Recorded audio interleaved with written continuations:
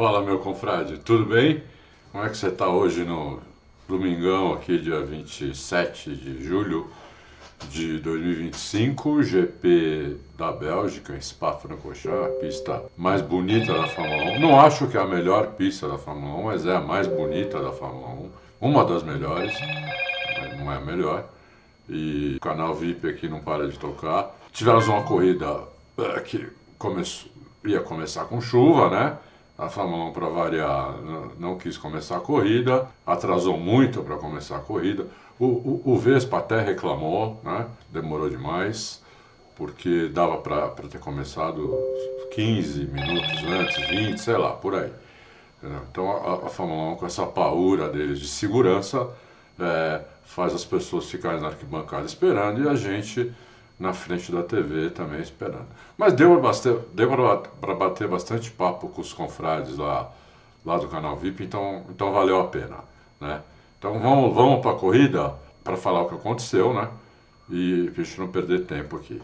Bom, essa imagem, né, após a corrida, aqui são, vou falar primeiro do 20º ou 11º, né? Começando aí pelo Hadjar, que chegou em último porque teve problema, né? Teve problema na parte híbrida, bateria, alguma coisa não estava funcionando, estava sem potência, né? É uma pista que precisa de potência, né? Tem duas áreas de grande aceleração, então realmente ele chegou em último por causa de problema no carro. Aí o Colapinto, esse que eu saiba, não teve problema, chegou em último mesmo. Depois o Sainz fez uma corrida ruim, o Sainz, né? Estratégia também não das melhores e também chegou lá atrás. O Alonso também chegou bem atrás. Aí o Antonelli, que fez uma corrida um pouco melhor do que a classificação.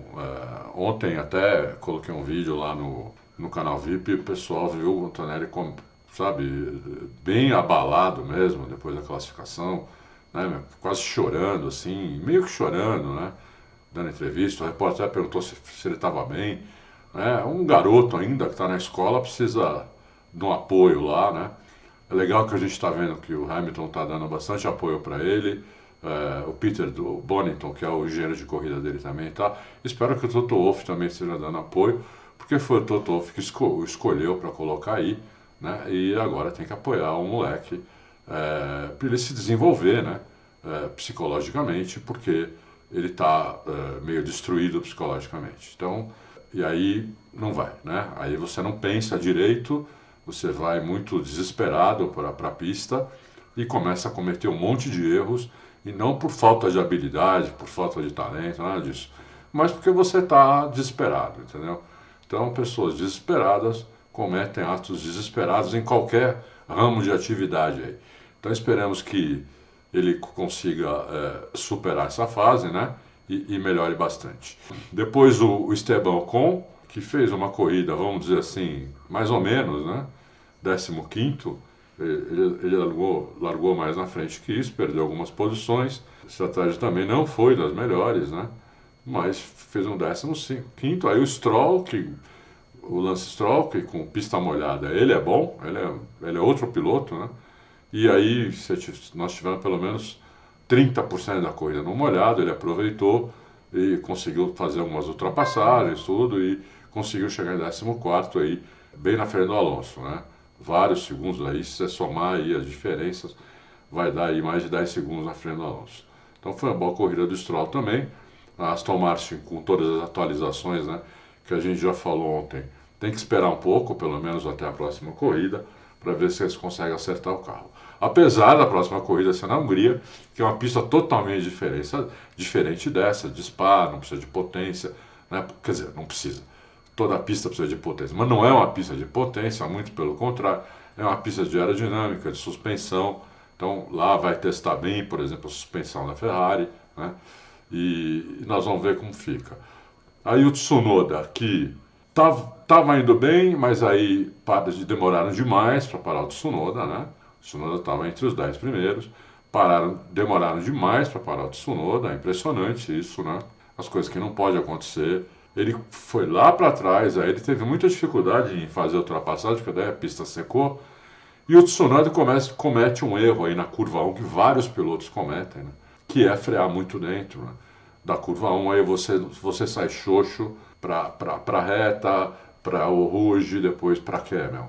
Ali, que é uma área de aceleração plena, onde tem o DRS para fazer as ultrapassagens, né? E você não consegue fazer, mesmo abrindo o DRS, se você sair xoxo dela, você não consegue fazer a ultrapassagem. O cara da frente tem que...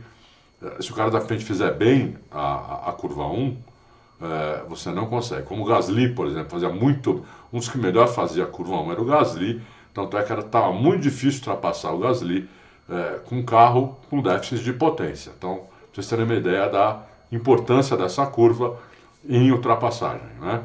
Depois o Bortoleto, boa corrida do Bortoleto, ganhou uma posição, largou em 10º, chegou em 9º, foi uma boa corrida dele. Ele, inclusive, ele fez uma parada... Vamos mudar de quadro para falar dos 10 primeiros, né? Que a gente não tinha mudado de quadro ainda. Falar dos 10 primeiros. O Gasly aqui em 10º, né? Muito boa corrida do Gasly, pelo carro que tem. O Bortoleto melhor ainda, né? Também o carro dele também, apesar de ter melhorado, o carro ainda é um carro de segundo pelotão, meio final de segundo pelotão. Conseguiu fazer uma bela corrida, fez uma parada a menos do que o... Então ele gerenciou bem os pneus, que ele fez uma parada a menos que o Hulk, né? E conseguiu um belo nono lugar, 2 pontos para Sauber. Muito bom mesmo. Aí, Liam Lawson, um bom 8º lugar. Liam Lawson realmente começou a se achar, né?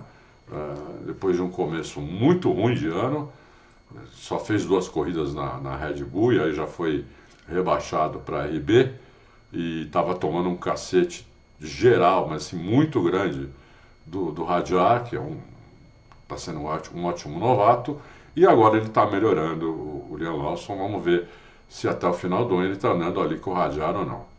Aí o Hamilton, que fez uma boa corrida também, que largou lá atrás, 19º, 10º, alguma coisa assim, né? Conseguiu uma belíssima recuperação, principalmente quando estava chovendo, e depois quando ele foi o primeiro a trocar o pneu, colocou slick. Eu achei até que estava um pouco cedo, eu falei, pô, mais uma volta pelo menos, né? Mas ele colocou, até falei lá nos comentários, né, ao vivo, falei, ó, agora ou isso vai dar certo ou ele vai rodar na primeira volta. Acabou dando certo, né? E ele ultrapassou um monte de gente e chegou em 7º.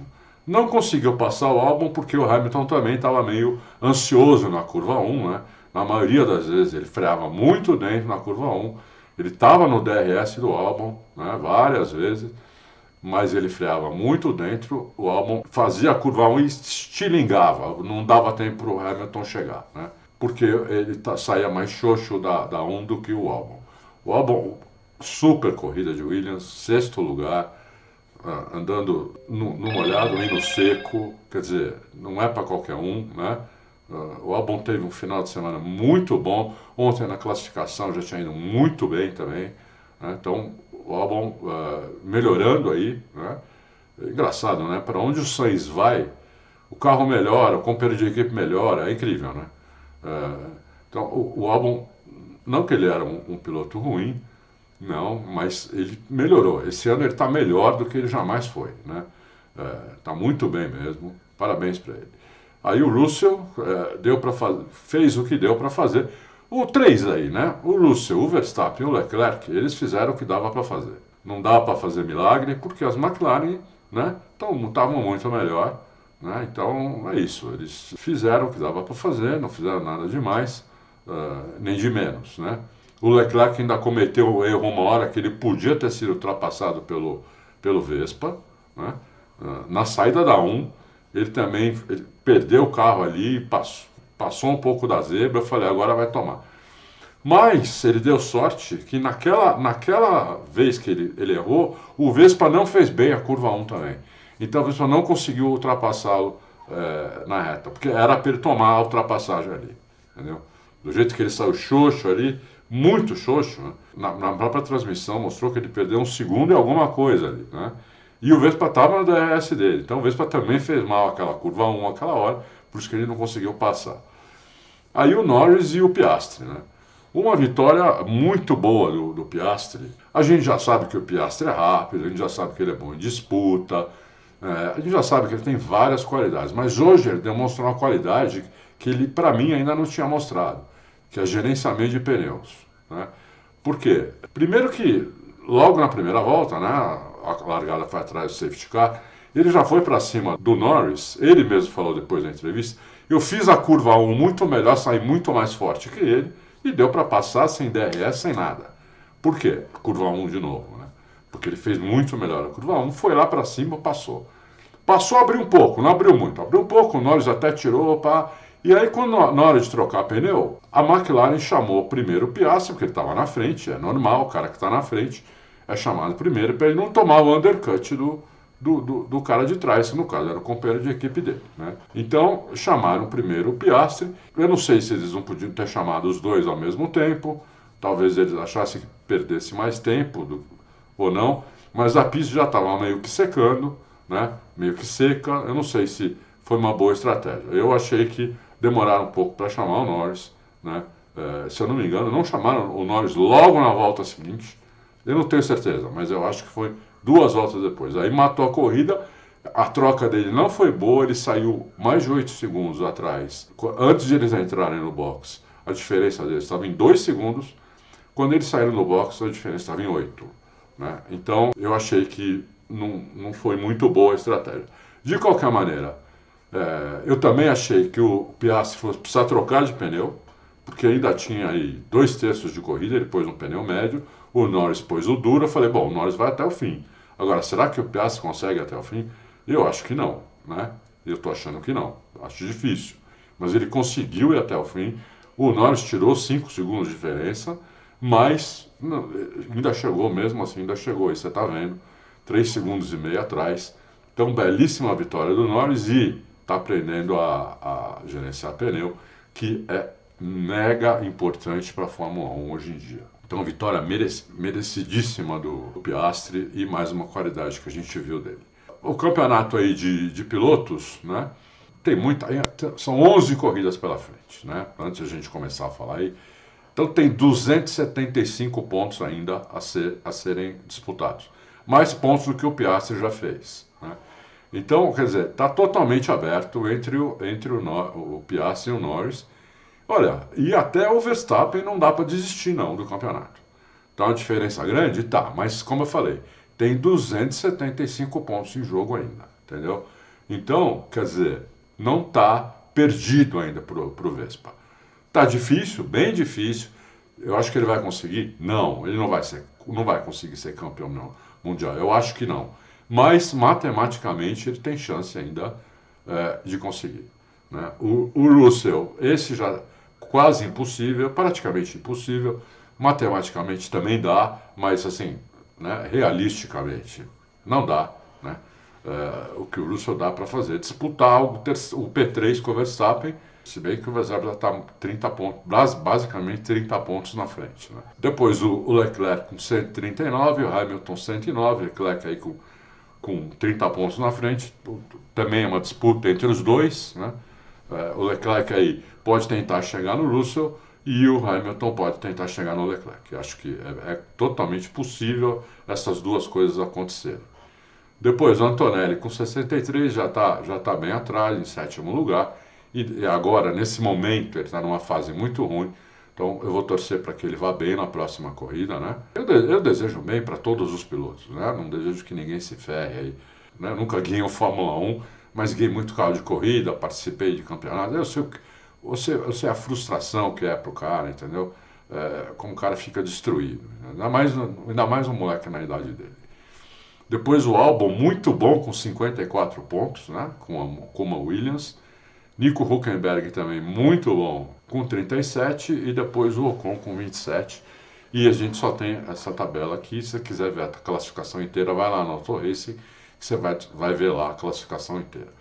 Construtores, a McLaren aí com 516 pontos, ou seja, a McLaren, ela tem, se a Ferrari tivesse o dobro de pontos do que a Ferrari tem, que está em P2, ela ainda estaria atrás da McLaren. Então, né, para a Ferrari ganhar esse campeonato de construtores, esquece. A McLaren teria que quebrar basicamente todas as corridas agora para frente e a Ferrari ganhar tudo, entendeu? Então, meio que esquece. A McLaren já é campeã de construtores, né? O que pode acontecer, A Ferrari pode melhorar e tirar um pouco essa diferença aí, mas ultrapassar não tem jeito. A Ferrari tem que tomar cuidado com a Mercedes, que está com 220, são só 28 pontos atrás, né? Cada corrida, se somos 25 de cada piloto, 50 pontos, então a diferença é pouca. A Red Bull também está um pouquinho mais atrás da Mercedes do que a Mercedes está da Ferrari. Pois Williams em quinto lugar, muito bem, né? Sauber, nem se fale, né?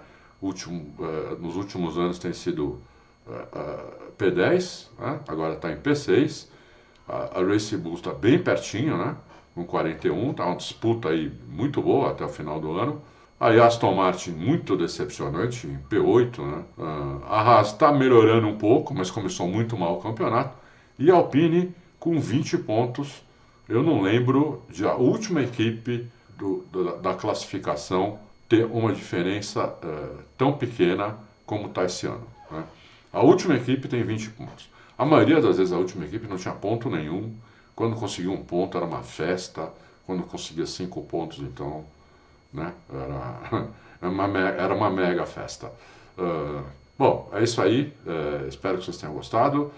Não esquece de deixar meu joinha e de dar um hype aí no vídeo, tá? Isso ajuda a gente.